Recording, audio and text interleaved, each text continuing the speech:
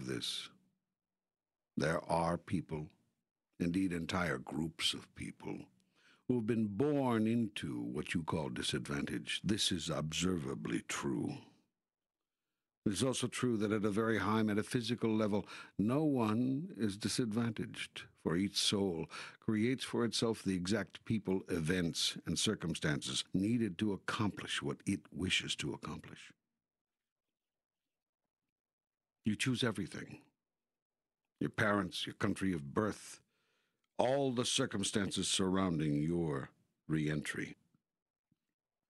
Similarly, throughout the days and times of your life, you continue to choose and to create people, events, and circumstances designed to bring you the exact, right, and perfect opportunities you now desire in order to know yourself as you truly are. In other words, no one is disadvantaged given what the soul wishes to accomplish.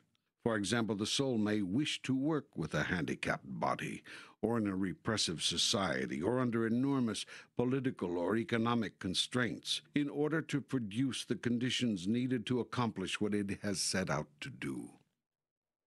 So we see that people do face disadvantages in the physical sense, but that these are actually the right and perfect conditions metaphysically. As a practical matter, what does that mean to us? Should we offer help to the disadvantaged, or simply see that, in truth, they are just where they want to be and thus allow them to work out their own karma? That's a very good and a very important question. Remember first that everything you think, say, and do is a reflection of what you've decided about yourself, a statement of who you are, an act of creation in your deciding who you want to be. I keep returning to that because that is the only thing you are doing here. That is what you are up to. There's nothing else going on, no other agenda for the soul. You are seeking to be and to experience who you really are, and to create that, you are creating yourself anew in every moment of now. Now, within that context, when you come across a person who appears in relative terms, as observed within your world, to be disadvantaged, the first question you have to ask is, who am I and who do I choose to be in relationship to that? In other words, the first question when you encounter another in any circumstance should always be, what do I want here? Did you hear that? Your first question always must be, what do I want here? Not, what does the other person want here? That's the most fascinating insight I've ever received about the way to proceed in human relationships. It also runs against everything I've ever been taught. I know, but the reason your relationships are in such a mess is that you're always trying to figure out what the other person wants and what other people want, instead of what you truly want. Then you have to decide whether to give it to them. And here's how you decide. You decide by taking a look at what you may want from them. If there's nothing you think you'll want from them, your first reason for giving them what they want disappears. And so you very seldom do it. If, on the other hand, you see that there is something you want or may want from them, then your self-survival mode kicks in and you try to give them what they want. Then you resent it, especially if the other person doesn't eventually give you what you want. In this game of I'll trade you, you set up a very delicate balance. You meet my needs and I'll meet yours. At the purpose of all human relationships, relationships between nations as well as relationships between individuals, has nothing to do with any of this.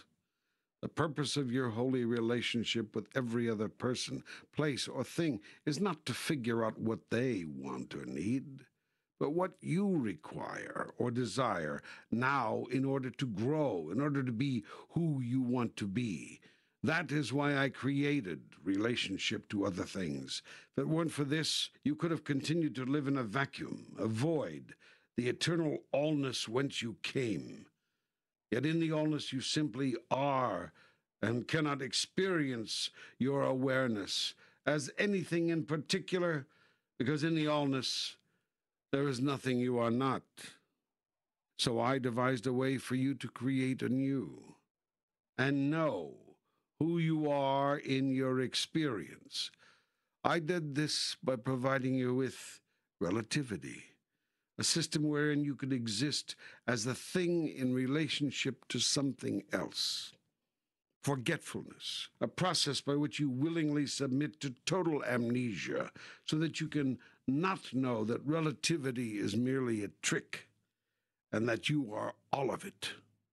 Consciousness, a state of being in which you grow until you reach full awareness, then becoming a true and living God, creating and experiencing your own reality, expanding and exploring that reality, changing and recreating that reality as you stretch your consciousness to new limits, or shall we say to no limit.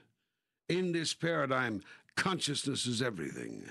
Consciousness, that of which you are truly aware, is the basis of all truth, and thus of all true spirituality. But what is the point of it all? First, you make us forget who we are so that we can remember who we are? Not quite. So that you can create who you are and who you want to be. This is the act of God being God. It is me being me through you. This is the point of all life. Through you, I experience being who and what I am. Without you, I could know it, but not experience it. Knowing and experiencing are two different things.